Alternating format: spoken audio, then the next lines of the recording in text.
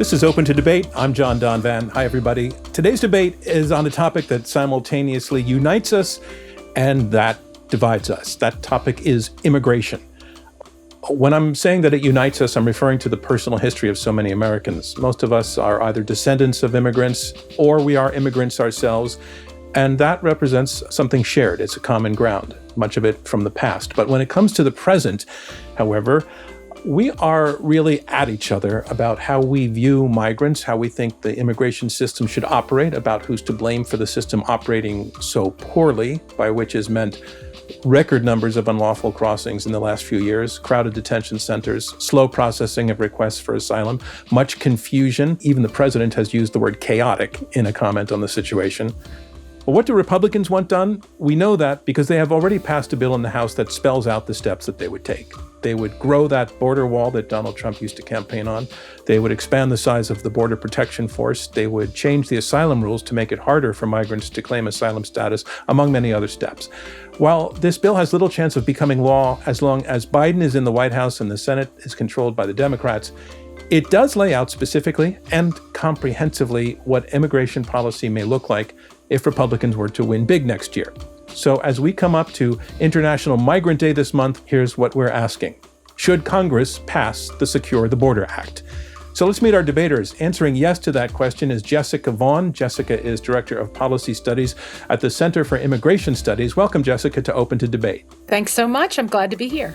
And again, answering no to the question, which I'll remind you is, should Congress pass the Secure Border Act? We have Kristie Peña. Kristie is the Senior Vice President for Policy and the Director of Immigration Policy at the Niskanen Center. Welcome, Kristie. Pleasure to be here. Before we start, I want to get a sense of why even taking part in this debate matters to you. Where does your passion for this topic come from? Jessica, I'll start with you. What brings you to this debate today, other than our invitation? Well, I started my career in immigration with the State Department on the front lines of our borders as a consular officer. And so I've seen how our immigration system works and doesn't work. I have seen the motivations of immigrants, both legal and illegal. And, it's a tough job. Thank you for that. And Kristie, I want to ask you the same question. Just why you care about this topic. Where does your passion for it come from? I am myself a proud Texan from Corpus Christi, a nearly border town. I'm also the product of immigrants from Mexico, generationally, that moved from a cobbler to a judge to a physician. But my interest in immigration really was sparked by studying the intersection between national security law and immigration law in a post-9/11 world. And by working a lot within both the agencies and with a lot of immigrant applicants on many different kinds of ways to come into the U.S. Okay, thank you for that, Kristie. I see for both of you, it's been your life's work, and we really appreciate that you're bringing your expertise and your commitment to this debate. So let's move on to opening statements. We want to give each of you a chance to tell us why you're answering yes or no to our question, which is, again, should Congress pass the Secure the Borders Act? Jessica, you're answering yes to that question. Here's your chance, please, to tell us why. Yes, Congress should pass H.R. 2, the Secure the Border Act of 2023, because it will enable us to regain control of the border and stop the massive influx of illegal migration that we've been experiencing in the last couple of years and give relief to the communities that have been affected by this. And also allow people who qualify for asylum in this country to receive it in a more timely manner. We are in the midst of a historic crisis at the border. Nearly 8 million people have been apprehended since 2021, and almost 2 million people known to have evaded the Border Patrol. And for the first time in our history, we have more illegal migration than legal migration. We're experiencing an explosion of human trafficking in several forms, especially child labor trafficking, with reports of child labor cases exploding and other forms of exploitation of workers who've come in illegally. And regardless of whether you think that this situation, this crisis at the border, is because of misguided policies or international events that we can't control or influence. The reality is that this unprecedented influx of illegal migrants is overwhelming and profoundly stressing many American communities. We literally have no place to put these new arrivals. People are sleeping in the streets or in crowded and unhealthy shelters in places like New York City, Arizona, San Diego, Chicago, even Massachusetts and Maine. And these communities are struggling to meet the needs of the migrants for food and clothing and healthcare and schooling.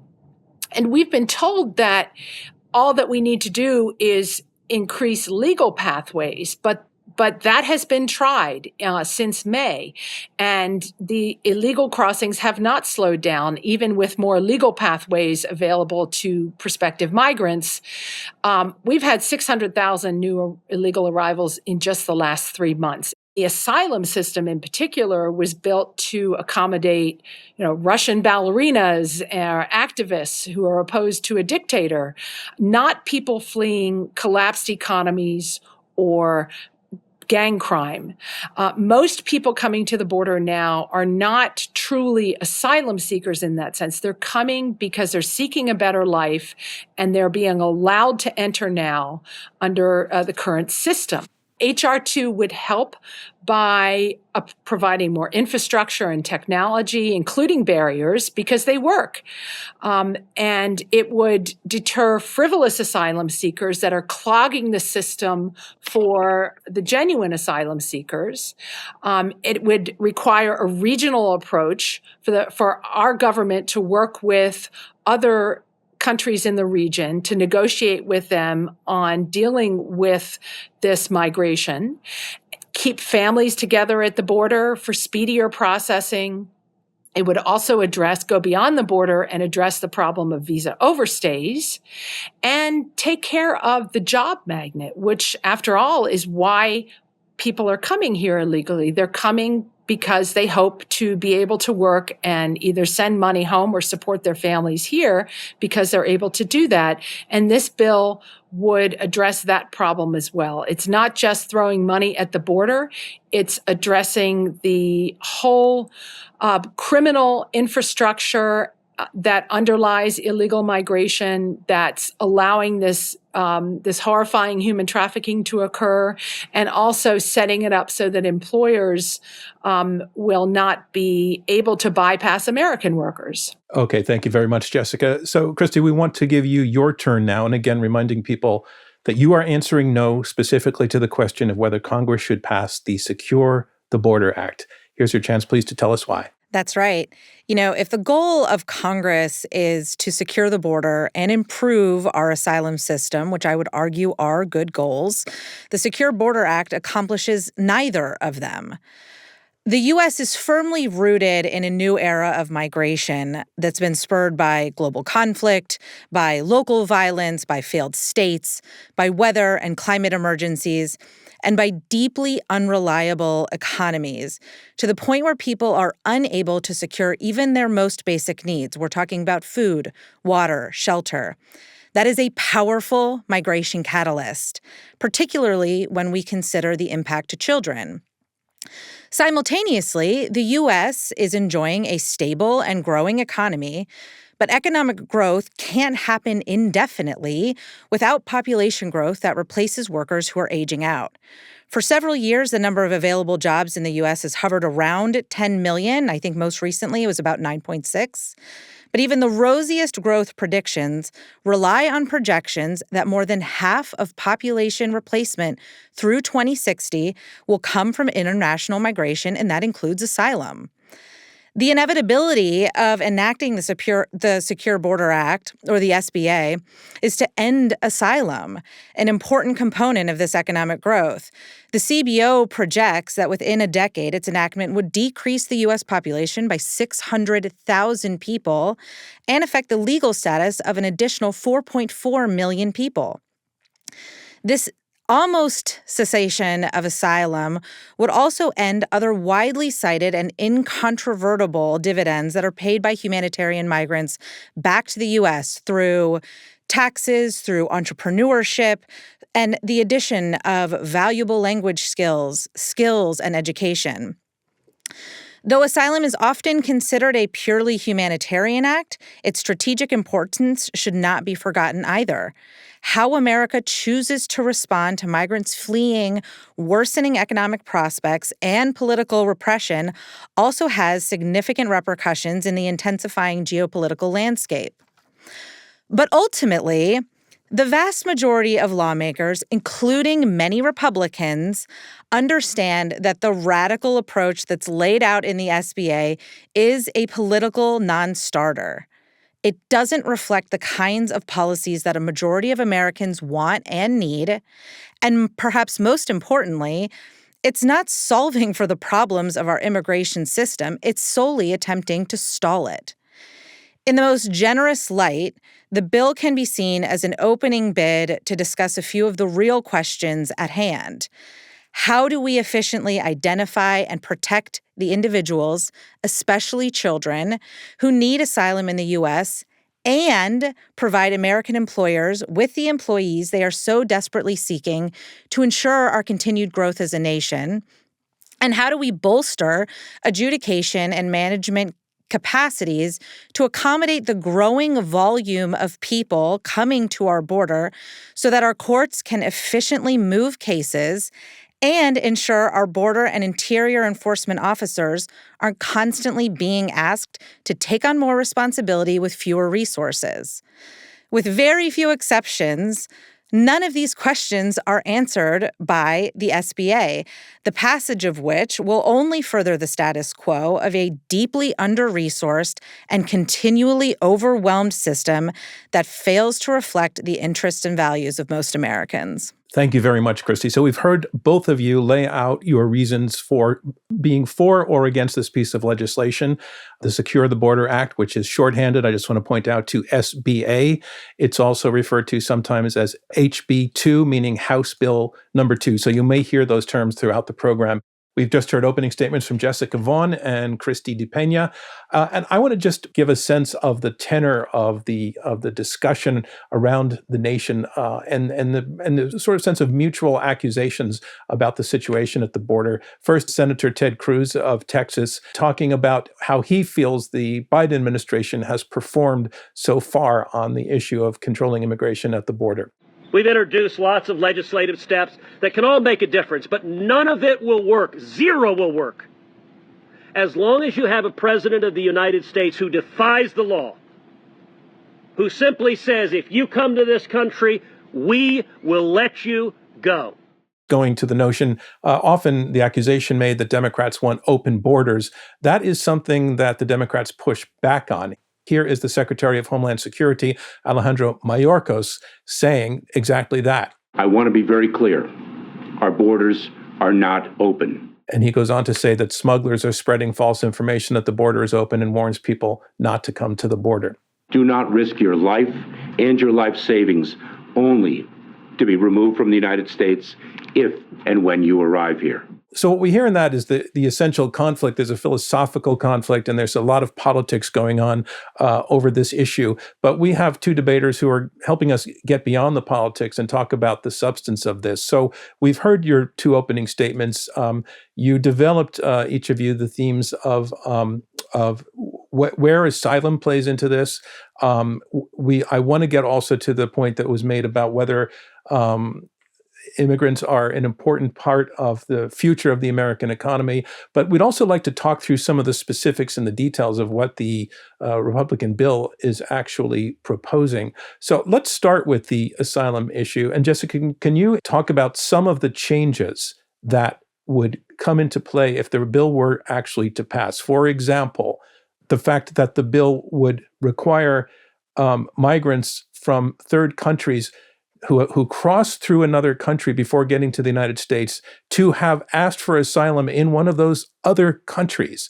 What is the thinking behind that? The thinking behind that is that many of the people who have arrived at our border in recent years have been well established in other third countries even before they tried to come to the United States. For example, a lot of the people from Cuba and Haitians have been residing in countries like Brazil and Chile and even some Central American countries, and have only just now come to the U.S. border because they've heard that they will be allowed in. The theory is then, Jessica, that because they reached a less threatening situation than the one they initially fled, that they resolved the main issue that caused them to leave their home country in the first place. And that, in a sense, they have asylum somewhere. So their case for asylum here is weakened. Is that the thinking behind the idea? Yeah, and I think I can explain this most succinctly by telling you what one of these migrants told one of my colleagues. This migrant was from Haiti. And my colleague asked him, so why did you flee to Brazil? And he said, well, it was 10 times better in Brazil than in Haiti. And he said, well, why are you coming to the United States? And well, it's 1,000 times better in the United States than it is in Haiti. So it's not that people are necessarily in need of protection. It's just that they have decided that their options are better in the United States and they're able to resettle here. Okay. I thank you. I just wanted to sort of understand what the principle was there. And I want to bring that to Kristie to see what your response to that is, Kristie. And you also made the point in your opening argument that the dynamics of immigration and asylum have changed over the last 40 years. As we heard from Jessica, she was talking about asylum was originally conceived of as really viewed as an ability to escape persecution, with the emphasis, if it's a Russian ballerina, political persecution and also physical persecution. And you're saying it's broader than that. And I'm wondering if that comes into how you would address the point that Jessica just made, that if somebody is in Haiti and can get to Brazil, it may not be the United States, but they're okay. They've got their asylum. Yeah, what the SBA does is sort of twofold in this bill. So it changes the definition of how we think about a person who is firmly resettled in another country before coming to the U.S. If we were to pass SBA, using Jessica's example, this person going to Brazil may only be allowed to stay in Brazil for 3 months or 6 months. That person would be considered firmly resettled in Brazil and would be barred from accessing asylum in the U.S. That also includes somebody that arrives in Brazil and is able to apply for some kind of either temporary or permanent protection status, but it doesn't necessarily mean that they have to have gotten it. Those people would effectively be barred from claiming asylum in the United States. If anybody has traveled through what we would call a safe third country, and I'm going to put safe in air quotes, means that they would also be barred from seeking asylum in the U.S. And countries would be determined to be safe third countries whether or not any kind of formal agreement exists with the United States. I will be the first to concede that there are lots of people that are claiming asylum in the U.S. that have no business claiming asylum in the U.S. But we have to build the capacity that allows us to make those determinations more quickly and thereby reduce the pull of the U.S. And part of that is to actually implement legal pathways that allow people to come and go from the U.S. and work. But you can't have a swift system when you're letting almost everyone in to, have their day in court and appeal it and have that take 5 to 7 years for these cases to be resolved. The people who deserve it aren't going to get it soon, and they aren't going to be able to bring over family members who are in danger in their home country, and you're going to have most people not qualifying. That's what we have right now. So we have to change this system. It's broken. We need to, what this bill would do is keep people in custody at the border and create a speedy process so that we can weed out the best cases and offer them protection. And those who are simply taking advantage of it are either going to be offered a chance to relocate to a third country, or they're simply not going to make the choice to pay a smuggler to bring them on a dangerous journey to the border. I agree, we feel for people who are living in difficult situations, but it's simply not sustainable to have their only other option be to come ask for asylum in the United States. I think we can do better than that as a region working with our neighbors. I want to bring that back to you, Kristie, your response to it. But in light of Jessica pointing out that the system is so backlogged with the numbers of people applying for asylum that sometimes it's taking 5 to 7 years to get a case. And I've read that the backlog is 2 million cases that immigration judges have to hear, which sounds like something that could potentially never get resolved. In light of that, what I hear Jessica making is a sort of, we have to do something very, very practical, and that SBA offers what she is arguing a practical solution. So do you agree with her on the nature of the problem, as well as disagreeing with her on the nature of the solution? I absolutely agree that we need to build the capacity to clear those backlogs and move through cases in a more expeditious fashion. And yet, this bill says nothing about increasing the number of immigration judges, support staff to move these cases more quickly, USCIS asylum officers that are able to process more cases. And that is an enormous component of making sure that we are building the capacity to move through the larger volumes of people that we're seeing. But what's being unsaid is that means you don't have to build that capacity if you were to pass the SBA, because it effectively cuts off asylum for the vast majority of people who would otherwise be claiming it under our law as it exists now. What it does do quite effectively is force children through a significantly more expedited process and remove all the funding that also has enjoyed bipartisan support for many years to provide children with either legal counsel or at the very least some kind of child advocate that can help them work through the process.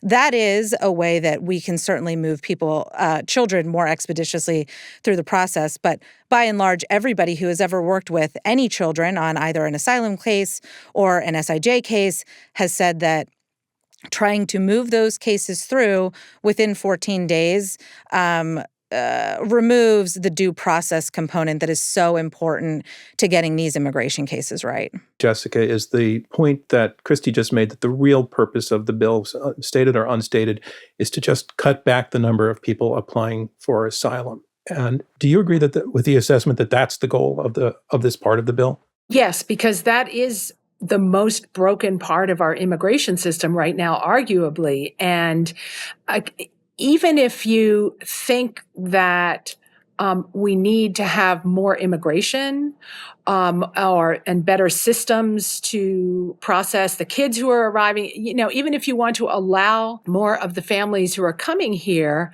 I would argue that the answer is not to have them waved in through an asylum system. It would be to fix other parts of the legal immigration system. What this bill is trying to do is first gain control of our border and prevent the situation we have now where people are putting themselves in the hands of criminal smuggling organizations to get to the border, to cross illegally, so that they can be put into this dysfunctional asylum system that was never set up for this purpose. We can't even have a conversation about how the immigration courts work and policies to handle unaccompanied minors until we get the border under control and stop overwhelming the government agencies that are trying to deal with this and the communities where they're ending up. It's a completely broken system. And this is separate from any discussion about how many immigration judges to have or what the budget of USCIS should be. This is a crisis now. I want to bring in the backdrop that Kristie presented in the beginning to the benefits of immigration on the economy. And I want to do it in light of the fact that this bill would also require employers to verify the immigration status of virtually their entire workforce, which I guess that would mean all of us would have to go through verification.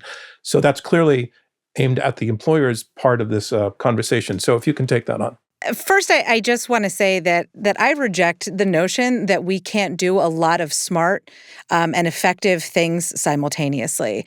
Congress has been working on this issue for many, many years. Most of the solutions that we need to at least get the ball rolling have already been written into bills introduced by both Republicans and Democrats. And I am confident that the United States, in all of its greatness, can walk and chew gum at the same time.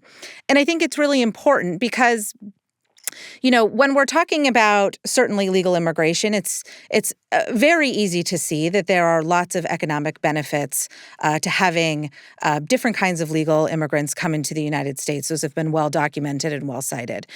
Less often cited, but still incontrovertible based on many, many economic studies, is that humanitarian migrants also give back quite a bit to the U.S. economy through taxes, through entrepreneurship, through starting new businesses, and with the addition of very valuable language skills and educational backgrounds. This idea of the poor refugee who is without an education and coming to the United States is entirely outdated. And we need people to fill jobs across the spectrum in the United States, from some of the lowest level jobs to the highest level jobs, especially when we are looking at job openings that are in the 10 million mark. If employers are willing to employ people illegally, which they are, in the United States, it's because they are so desperate for employment. In principle, E-Verify makes sense if the goal is to create a system that reliably and thoroughly verifies federal authorization to work. And in fact, when you couple that with legalization components, that has enjoyed bipartisan support and support from employers for many, many years. But here, we're not only not entertaining legalization, but we're also dealing with an E-Verify system that really can't verify much and is going to end up costing employers and the federal government a lot of money in errors. First of all, I think it's important to recognize that employers who are hiring illegal workers are not doing it because they're desperate. They're doing it because they can get away with it, and they're doing it because illegal workers they can pay them less, they can exploit them, and a lot of this is happening through these third-party labor contractors that are really just glorified labor traffickers. And that's the kind of thing that we need to try to shut down by controlling immigration. I don't think that there is evidence that we have a labor shortage in the United States. We have at least 4 million Americans who have dropped out of the labor force, who are of working age, but are choosing not to work. We have the worst labor force participation rate that we've had in 20 years. And allowing this influx of illegal migration is making it easier for employers to choose illegal workers instead of working to return Americans to the workforce. Well, certainly the Bureau of Labor Statistics and nearly every single economist who has looked at this would probably disagree with that assessment. There is a huge labor need. But I do think Jessica's making a very common talking point, which is that we do need significantly more oversight of employers, especially those who are employing migrants in the United States. There is exploitation that goes on that needs to be stopped. And certainly, I think that the floor is wide open to entertain bipartisan discussions about how we can ensure that migrants, both who are authorized to work and who are unauthorized to work, are protected when they're in the United States from that kind of exploitation. Jessica, do you fundamentally feel that the immigration inflow, as we've seen it in the last few years, is a boon or a burden to the U.S. economy? Right now, it's not well matched to the needs of our economy. It's simply not true that every economist agrees that we need to have, more labor through migration. That just is not true, and we have dozens of studies on our website to show that. But the illegal migration that we've experienced in the last several years is costly primarily to the local communities that are accommodating the migrants. They are literally going to have to spend hundreds of billions of dollars to support the migrants with housing and education and health care. And these the federal government is spending a lot of money processing and relocating these migrants and subsidizing the local governments that are receiving them. And this is because the migration that we're experiencing is at odds with our economic needs. Last question for this section. I just want to talk about the fact that the bill calls for continuing to expand physical barriers across the southern border, which is 2,000 miles long, much of it river, but hundreds of miles over land. And we know that when President Biden took office, he immediately stopped the construction of the wall that President Trump had under construction. Ultimately, President Biden himself also had to continue construction of what's called the wall, although it's made up of fences and barriers of various kinds. The bill wants to do more of that. I want to ask you, Kristie, what do you think of that? Well, at a high level, building a border wall does make sense in parts of the border. But there are quite a bit more places where we need to be making the kinds of investments in infrastructure and personnel and technology that are really going to actually improve security at the border and enable the people that are working there to do their jobs and to be resourced well to do those jobs. So now we want to bring in some other voices, members of the press corps who are subject matter experts in this topic because they cover it all of the time, and they're going to join us and ask some questions. First up, we have Ted Hessen. Ted covers immigration as a reporter at Reuters. Ted, thanks so much for joining us at Open to Debate, and come on in with your question. Thank you for having me. It's been an interesting conversation. When I look at this bill, this Republican border security bill, I've seen that in addition to taking steps to restrict asylum, it also pretty strictly curtails the use of parole, which essentially it's a way to allow someone to lawfully come into the country on a temporary basis for humanitarian or emergency reasons. It's been used in what many would say is a novel way by the Biden administration to bring, at this point, hundreds of thousands of people, several 100,000 people into the country, including people fleeing Ukraine, conflict in Ukraine, as well as Afghanistan. And those people are entering through U.S. airports, going through a vetting process, and they're given work permits when they come. And I'm wondering, this bill would basically shut those programs off. And from Jessica's point of view, I'm wondering why that's paired with a bill that's supposed to be targeting illegal immigration. And then from Kristie's point of view, I wonder if this bill didn't have that and maybe had some legal immigration provisions, if you think it might have a better chance of attracting even some degree of Democratic support. Jessica, you're up first with that question. Thanks, Ted. I think it's important to be clear about the fact that this bill does not eliminate asylum or even parole, but the goal of it is to eliminate abuse of the asylum system, which is broken, as we've been discussing, and to eliminate abuse of the parole program, which is a loophole in our immigration law that was intended by Congress to be used in very sparingly and not to apply to huge groups of people, as has been the case in recent years. So that's the objective, is to regain border security and control of illegal immigration by addressing the weaknesses in the law that are being exploited by people at this moment in time, and to update our immigration system to accomplish our goals as a nation for immigration, not to allow rampant illegal immigration that we have right now. I would like to zero in on the question of the parole program, because I think we are blurring lines here. And when the bill talks about illegal immigration and border security, I think many people aren't envisioning shutting down programs where people coming from abroad are essentially applying and giving their information to the U.S. government, going through a vetting process, having to show they have a plane ticket, and then coming through an airport and joining a U.S. sponsor in the U.S. I'm curious why you think that needs to be paired with this, and does it speak to the bill being more against immigration in a wholesale manner and not just about people who are crossing the border? No, I don't think it's about restricting immigration generally. Look, why do we need a system of parole when we have a legal immigration system where someone can sponsor an immigrant and bring them in on an airplane with a visa? What parole is now doing is, bypassing our legal immigration system and allowing for the entry of people categorically that Congress does not agree should be allowed to enter the country in this way.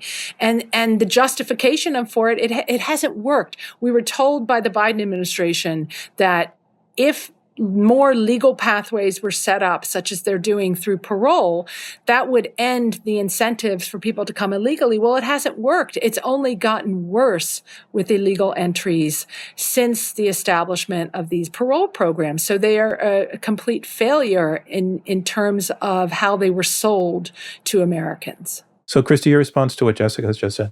Yeah, I think it's important to be very clear about what this bill does to parole and what it does not do.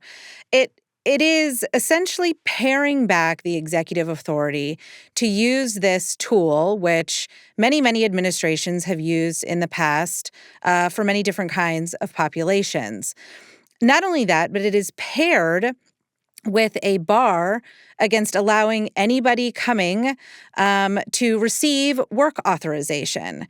And this kind of gets back to some of the criticisms that Jessica was voicing earlier about how unfair it is to put fiscal burdens on some of the cities that are welcoming people coming in through these legal pathways.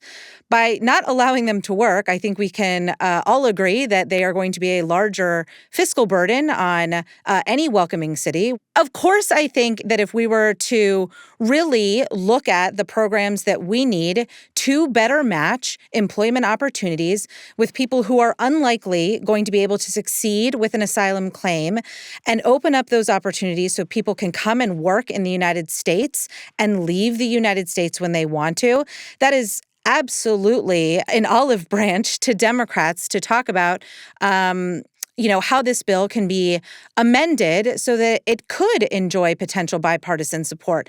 But I think Republicans made it abundantly clear that that is not the goal of this legislation when during negotiations, Democrats brought 40-ish amendments to the bill, many of which were I would argue, pretty pragmatic, like ensuring CBP has access to body cameras that can protect them from claims of harassment or illegal treatment. They voted every single one of those 40 amendments down unilaterally. This bill isn't meant to be that negotiation. Thank you, Kristie. And Ted, thank you for your question as well. I want to bring in our next journalist, and that is Stephen Groves. And Stephen is with the Associated Press. Stephen, thank you so much for joining us. And come on in with your question, please. Yeah, thank you. My question is, the thesis of H.R. 2, as well as much of recent American border security policy, seems to be that if you make it more difficult to enter and stay in the U.S., that will reduce the number of people arriving at the border. But still we see migrants are taking massive risks, arduous journeys to make it to the southern border. And so my question is, how would H.R. 2 change the situation or the message to potential migrants before they begin those journeys? Or what policies would prevent people from embarking on those migration journeys in the first place? Well, the message that it sends is that the U.S. government is finally going to get serious about controlling the border and give the government agencies the tools that it needs to do that, and that you won't be able to come and take advantage of a broken asylum system to be allowed into the country indefinitely. And it does that by not only the barriers and technology, but changing the policies that are incentivizing people to spend this money to put themselves in debt bondage to a criminal smuggling organization to get here. It says that, you're simply not going to be allowed in based on asking for asylum, that you're going to be held in the border area or in a contiguous country like Mexico or Canada until your case is processed, and your case will be processed swiftly. So what we know from talking to migrants is that if they know that they are unlikely to succeed with a claim for asylum, they're not going to bother spending their life savings and handing it over to a criminal smuggler to try to do that, because they're probably not going to be allowed to enter the United States. So long-term, short term. Actually, Jessica, you're saying the message that the bill's passage would send is it's not worth starting the journey in many cases. So don't do it. Right. And that happens in the short term from the messaging of the bill, but in the long term, because of the changes it makes to the law and how people who come illegally are handled. Okay. And Stephen, how do you want to adapt that question for Kristie? Sure. I'd be curious to hear what policies would change the situations in home countries to make migration less necessary or less likely. So, Stephen, I want to. It's interesting. I was saving that question for myself near the end. So you've put it on the table, but you're asking what is it the United States can be doing to influence situations in the countries from which people are departing, where there's state collapse, social collapse, economic collapse, sometimes environmental disasters. Your question is, what can the U.S. do about the situation in those countries? I've got that. Okay, Kristie, it's yours. Thank you. Sure. There's a lot to respond to. I think first and foremost, the short-term message about how the U.S. is or is not processing anybody coming to the border is an important one. But people are smart, and they will read into the passage of a bill that doesn't have any funding at all that we need for CBP, for infrastructure, for interior enforcement, for adjudications and processing cases. And they're going to understand that the effective outcome of this bill is to really just shut down asylum, not really message that it is difficult to get in the United States. What we've also seen for decades is that deterrence policies alone just don't work. And we have tried this sort of strong arm approach to migration for many years. Both Republicans and Democrats have tried it, and it has just flat out failed to work. What we need to start thinking about is a way of doing it differently. I think the administration is making some of the right moves. Standing up safe mobility offices in countries in Latin America and South America is a first small step in the right direction. Increasing the number of refugee determinants that can come out of Latin America is also a welcome change to refugee policy. And certainly standing up more private sponsorship opportunities for people that want to name potential refugees or vulnerable populations to come to the United States with a fiscal sponsor is also a step in the right direction. But if we think as a nation that we can rely on some of these outdated, inefficient, and unworkable legal pathways that exist now in order to answer the call of American employers for more employees and also answer the need of so many of these people that are seeking new economic opportunities, then we're teasing ourselves. We need to really think about what the needs are in the U.S. and how we can match them with the needs that we're seeing in our own hemisphere. And certainly, I think that requires a conversation that includes some of our other regional partners, including Canada and Mexico. But we have to start those dialogues from a place of, an earnest discussion of the facts on the ground and really how people move. We can't will them into behaving the way that we want them to behave. People will always seek opportunity. It is the basis of the American dream. Thank you, Kristie. And Stephen, thank you for your question. So we're going down the home stretch now. We're going to move into our closing statements round, and that's where each of our two debaters has one last chance to make their case and persuade you that their argument to vote yes or no on this question is the correct argument, is the correct position. So one more time, the question is, should Congress pass the Secure the Border Act? Jessica, you were a strong yes throughout this, and you have one more chance to tell us why.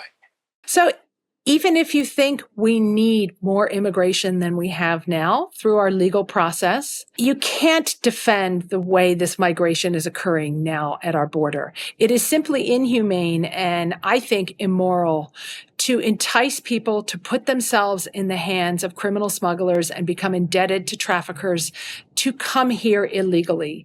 It's further not fair to the American communities that are overwhelmed in trying to help these migrants. It's not fair to the Americans who are potentially displaced from job opportunities, or even worse, who are victimized by migrants, that a small number of people who are getting in who are not just seeking a better life, but here to cause harm. Americans welcome immigrants and want to have a legal immigration system, not one that's run by cartels and human traffickers. And it's not fair to legal immigrants. We have 4 million people who are on the waiting list for legal immigration, who've been sponsored by a family member or an employer, who are waiting their turn to come here legally. And these people who are legal immigrants are among the people who are the most upset about the situation we have now and the lack of control at the border. If you talk to legal immigrants, they're enraged at what is happening there. And the poll numbers bear out that an overwhelming majority of Americans are not satisfied with the illegal immigration that is happening right now. Congress should pass H.R. 2. If they do, this reform to our system will be accomplished in a bipartisan way. The House has passed it. The Senate ought to take it up. They can amend it. They can vote on it, and then take it to conference with the House of Representatives. We have a division of power between the two parties in Congress now, and that's an opportunity for Congress to actually show Americans that they can deal with this crisis in a constructive way and make changes that are good for our country and preserve an immigration system that's in our national interest. Thank you, Jessica. And one more time, Kristie, your last chance. You get the final word here. And just reminding everybody that in answer to the question, should Congress pass the Secure Border Act, you are a strong no. With few exceptions, again, the problems that we have identified in this conversation aren't even remotely solved by passing the Secure Border Act. It's made abundantly clear by the refusal to even fund the necessary components of border processing that would allow for the kinds of deportations, detainment, and interdictions at the border that Jessica has been talking about for the vast majority of this conversation. There are a lot of issues that need to be dealt with, and yet we haven't seen anything in this bill about trafficking of minors or efforts to pass bills or portions of bills that have been introduced by Republicans to stop the flow of people and drugs across the United States. The purpose of this bill is to limit immigration, period. And its passage won't do anything to secure the border.